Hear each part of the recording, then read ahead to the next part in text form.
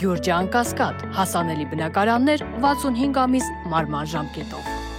Վարչապետ Նիկոլ Փաշինյանը հայտարարել է, որ իրավապահները կանխել են Հայաստանի ապակայունացման եւ իշխանությունը բռնազավթելու քրեա-օլիգարխիա-կղերական պլանը։ Նա նշել է, որ Սրբազան պայքար շարժման ղեկավարները պատրաստվել են ահաբեկչական գործողությունների եւ իշխանության զավթման, որի մասին հայտնել է քննչական կոմիտեն։ Իրանի եւ Իսրայելի միջև պատերազմի ավարտից հետո էլ թուրքական երկու պետությունները Թուրքիան եւ Ադրբեջանը աչքասյունիքից չեն կտրում։ Իրանից ժամանակ է հարկավոր հետպատերազմական իրավիճակից դուրս գալու ամբողջ ուժերը կրկին հավաքելու համար։ Իրանն շուշտ ամբողջովին չի թուլացել, բայց Սյունիքը շարունակում է Ալիևա-Էրդողական տանդեմի կոկորդի մեծ ոսկորը մնալ։ Նրանք հարմար պահի են սպասում այսպես կոչված Զանգեզուրի միջանցք բացելու համար։ Ճիշտ է, Իրանը թուլացավ որոշակիորեն, բայց դեռևս ունի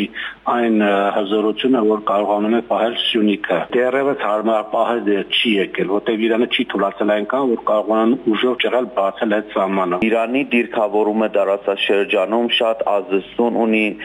որպես դեսպոտ ուժ այդ հակառակորդների նեգերդումների համար։ Իրանը բազմիցս է հայտնել, որ չի հանդուրժելու ոտնձգություն իր երկրի վրա եւ հակահարված կտա նաեւ այն դեպքում, երբ ինչ-որ պետություն հանդգնի խախտել երկրի ինքնիշխանությունը, տարածքի կարմիր գծերը։ Վերլուծաբանների դիտարկմամբ Ադրբեջանն ու այդ երկրի առաջնորդ Ալիևը պետք է որ դասեր քաղեն Իրանա-իսրայելական պատերազմի արդյունքներից։ Որտեղ եթե հրապարակները գնում էին հաստում էին հարվածում էին Իսրայելը եւ լուրջ հարված են հասցրել Իսրայելին։ Ադրբեջանը չունի այդ հակաօդային այդպիսի զարգացած պաշտպանություն եւ ոչինչ չի խոչընդոտի Իրանին ուղղակի ջնջել ոչնչացել այդ երկիրը ավելին ուղղակի զորք մտնել ու գրավել։ Իրանական հետախուզությունը հզոր է ու Թեհրանը ըստ վերլուծաբանների հավաքագրված տվյալներ ունի եւ տեղյակ է թե ինչպես էին Իսրայելն ու Ադրբեջանը համագործակցում 12-օրյա պատերազմի ընթացքում։ Արցախի պատերազմից հետո շատ ակտիվ իրեն Մոսադը գայհադերներ ունի եւ հետախուզական տվյալները հավաքում Իրանից եւ Իրանը բազմիցս զգուշացրել է, բայց եթե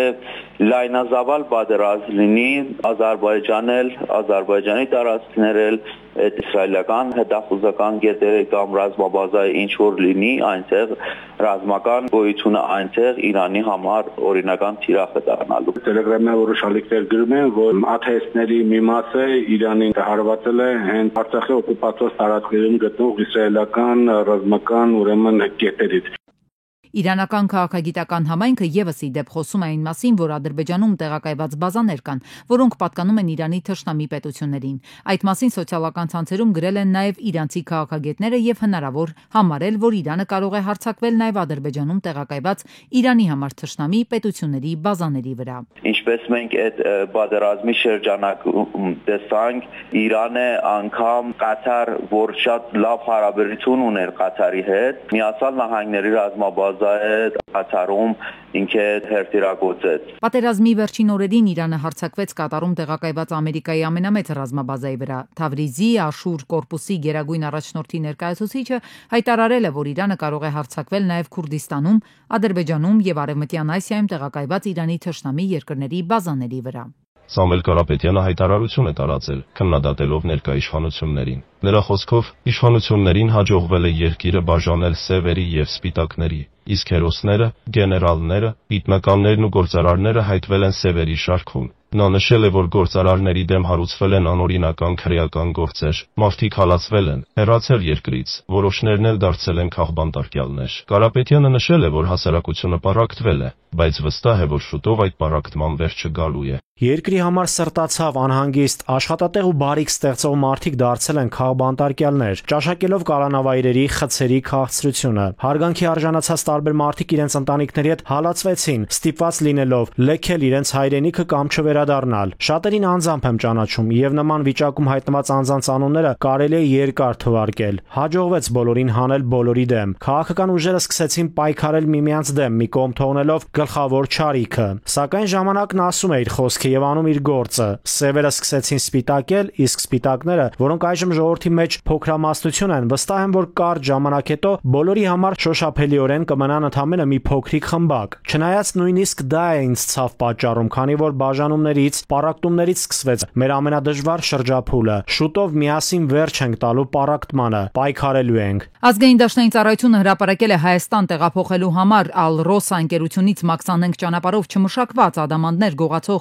ավազակախմբի անդամների ձերբակալման տեսանյութը։ Ավելի վաղ Ռուսաստանի Դաշնության քննչական կոմիտեի պաշտոնական ներկայացուցիչը հայտնել էր, որ անվտանգության ուժերը ձերբակալել են Ալ-Ռոսա ադամանդի արդյունահանման ընկերությունից հում ադամանդներ գողացող ավազակախմբի ձերբակալվածների թվում է եղել ընկերության աշխատակից։ Խոզարկությունների ժամանակ առգրավել է մոտ 200,000 կարատ տեխնիկական ադամանդ, փող եւ զարդեր։ Հայ առաքելական եկեղեցին դիմադրողականության առանցքային հենասյուն է հայոց պետականության համար։ Շեշտադրումները նախկին դիվանագետներն են արել։ Հայ առաքելական եկեղեցի պետականաշինություն եւ արտաքին քաղաքականություն համաժողովի շրջանակներում հատկապես ընդգծել են, որ հազարամյակների ընթացքում եկեղեցին ազգային դիմադրողական ձևավորման առաջատարն է եղել, նաեւ չձուլման քաղաքականության կարևոր բաղադրիչը։ Ըստ մասնագետների, մեր օրերում իշխանության կողմից բարձրաստիճան հոգևորականների թիրախավորումը ուղիղ է հենց հայ առաքելական եկեղեցուն։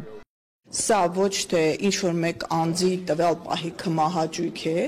որը փորձ է արվում այդպես ներկայացվել, դրա հանրային տրամադրությունների մեջ ինչ-որ նման տպավորություն ստեղծել եւ ոչ էլ անձնավորված խնդիրներով մոտեցումներ է,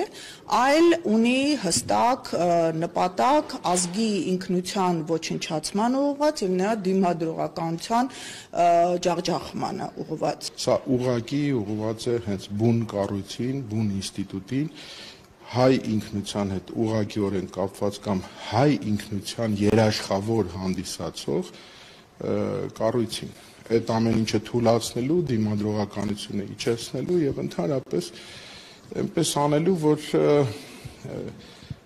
հասարակությունը այս խորը անտարբերության մեջ շատ ավելի անտարբեր դառնա, հաղորդակից չլինի, չխորանա, չմտածի, թե ինչ սպառնալիքների ու վտանգների առջև է կանգնած Հայաստանի Հանրապետությունը։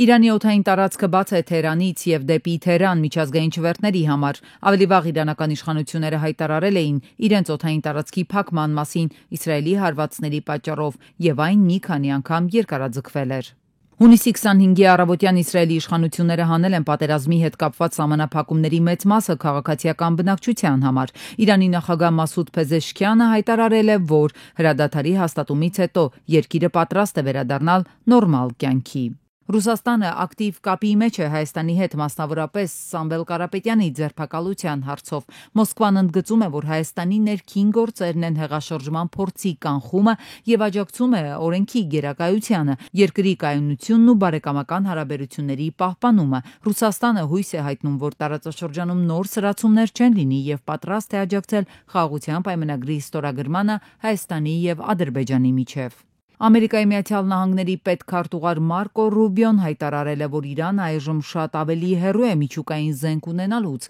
քանի որ Ամերիկայի հարվածները հանգստյան օրերին զգալի վնաս են հասցրել Իրանի 3 հիմնական միջուկային օբյեկտներին, սակայն նախկինում հաղորդվել էր, որ հարվածները հիմնականում միայն արգելափակել են մուտքերը, առանց հիմնական բաղադրիչները ոչնչացնելու։ Իրանի եւ Իսրայելի միջև հրադադարը շատ լավ է ընթանում, հայտարարել է ԱՄՆ նախագահը։ Ամերիկացի առաջնորդը նշել է, որ հրադադարը հաղթանակ էր բոլորի, այդ թվում Իրանի համար։ ԱՄՆ նախագահը ՆԱՏՕ-ի գլխավոր քարտուղար Ռյուտեի հետ հանդիպման ժամանակ նշել է, որ եթե Իրանը վերականգնի իր միջուկային ծրագիրը, Ամերիկան նոր հարված կհասցնի։ Թրամփը ընդգծել է, որ այժմ նման զարգացումներ անհնար է թվում, քանի որ իր խոսքով Իրանի միջուկային օբյեկտները ավերված են, իսկ ծրագրի վերագործարկումը կլինի շատ բարդ։ ԱՄՆ նախագահի հատուկ բանագնաց Սթիվ Ուիթքոֆը հույս ունի, որ Իսրայելի եւ Իրանի միջև հրադադարն օգնի խաղաղեցնել նաեւ Ռուսաստանի եւ Ուկրաինայի հակամարտությունը։ Նա ցանկանում է, որ այդ գործընթացը ոգեշնչի մյուսներին խաղաղության համար։ Հունիսի 24-ին ԱՄՆ նախագահ Դոնալդ Թրամփը հայտարարեց Իսրայելի եւ Իրանի միջև հրադադարի մասին, որը երկու կողմերն էլ հաստատեցին։ Ուկրաինայի նախագահ Զելենսկին Ստրասբուրգում Եվրոպայի խորհրդի գլխավոր քարտուղար Ալեն Բերսեի հետ ստորագրել է համաձայնագիր Ռուսաստանի ագրեսիայի հանցագործության համար հատուկ տրիբունալ ստեղծելու մասին։ Զելենսկին ընդգծել է, որ ագրեսիան պետք է արժանանա պատժի։ Դատարանը կդատի Ուկրաինայում պատերազմի համար պատասխանատու բարձրաստիճան ռուս ղեկավարներին, սակայն դատավարությունները հնարավոր կլինեն միայն նրանց պաշտոնաթողությունից հետո։ Մինչ այդ տրիբունալը կանցկացնի հետաքննություններ եւ կպատրաստի մեղադրական եզրակացություններ։ Դատավորներին կնշանակեն համաձայնագրին միացած պետությունները։ Տեղեկատվական անվտանգության ոլորտի փորձագետ Սամվել Մարտիրոսյանը հղում է արել օգտատերերից մեկին, ով զգուշացրել է, որ Facebook-ում տարածված գովազդը, որը ներկայացնում է GetContact հավելվածի այլընտրանք, իրականում ղեկավարվում է Ադրբեջանից։ Օգտատերը նշել է, որ Edge-ի ադմինիստրատորը հենց այնտեղից է եւ կոչ արել չներբեռնել հավելվածը եւ չտրամադրել անձնական տվյալներ։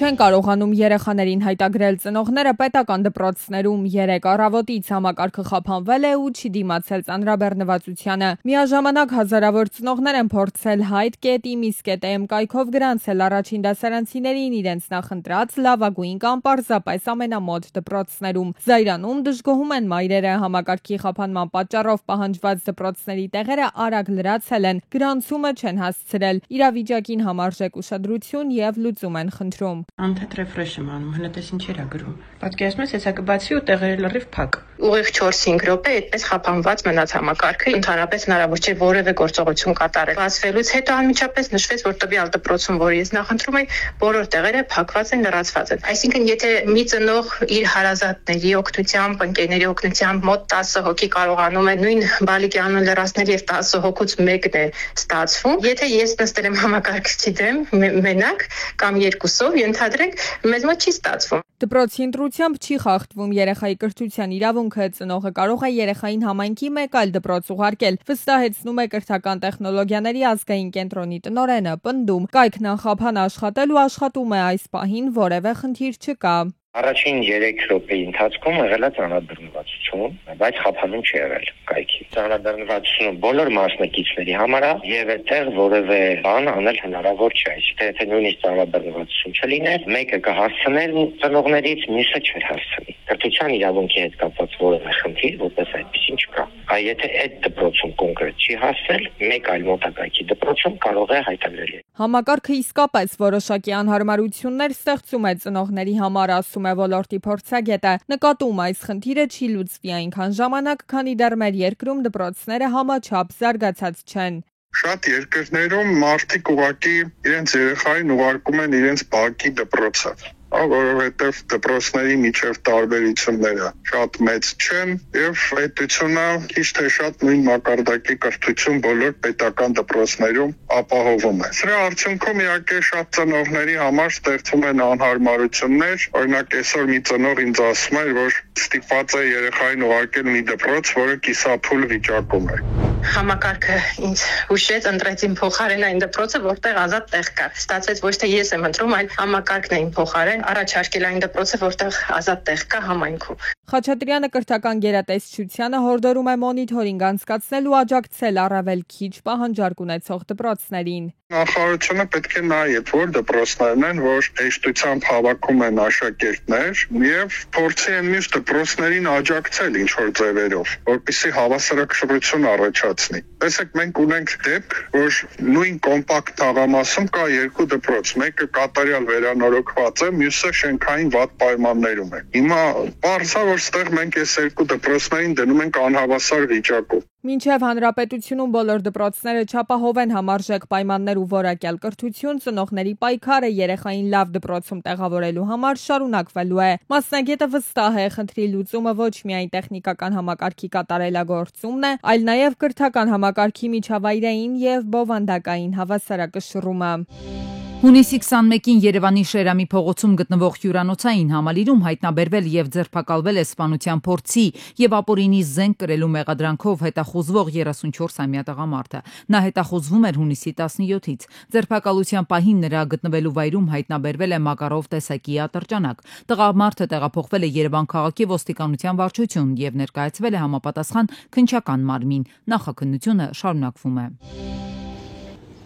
Հունիսի 24-ին ողբերգական դեպք է տեղի ունեցել Լոռու մարզում։ Վանաձորի Տիգրան Մեծի փողոցի 21 շենքի բակում կնոջ դի է հայտնաբերվել։ Նա նույն շենքի 79-ամյա բնակիչ Զոյան է։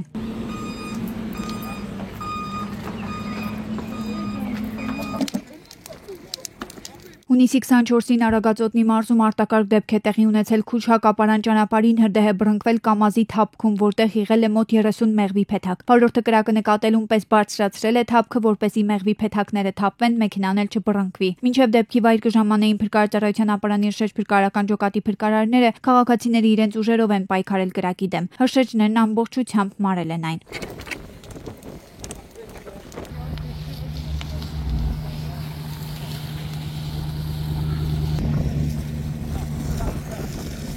Հունիսի 24-ին երեկոյան տուն վերադառնալիս 39-ամյա Բորիս Հայրապետյանը փողոցում գտել է անօգնական արագիլի ու բերել տուն։ Կենդանի խնամքի կարիք ունի, սակայն բնապահպանության նախարարության հետ կապ հաստատել չեն կարողանում։ Բնապահպանության հետ առաջ երթին փորձեցի բնապահպանության հետ կապնելը իրանց թեժգծի եղող սամարով 011 81 85 55, այտենց օպերատորը ասում է դե կպատասխանի, տենց էլ չպատասխանեց։ 911-ով փորձեցի, հեռախոսը համար տվեցին ինչ-որ անհատի, դե անհատն էլ չպատասխանեց, անհատին մեղադրելու չի։ Բայց վերջի ոչ շուն են գտել, ոչ կատու ճանապարհին վիրավոր, թեպետ եթե շուն ու կատու էլ լինի, պիտի արձագանքեն։ Արագիլ են գտել, որ հիմա դաժան բան ասեմ, այդքան էլ ճիշտ չի լինի։ Բռնես արագիլին մորթես ցույց տաս, կբռնեն կդատեն, բայց բնականաբար դες բան չենք անի։ Կենթանի է, թողնենք սատկի։ Շամչյանքովն էլ իր հերթին է դիմում բնապահպանության նախարարությանը, կենդանասերներին, բնապահպաններին եւ նման անօգնական ու հյուծված կենդանիներին օգնության ձեռք մեկնող կազմակերպություններին։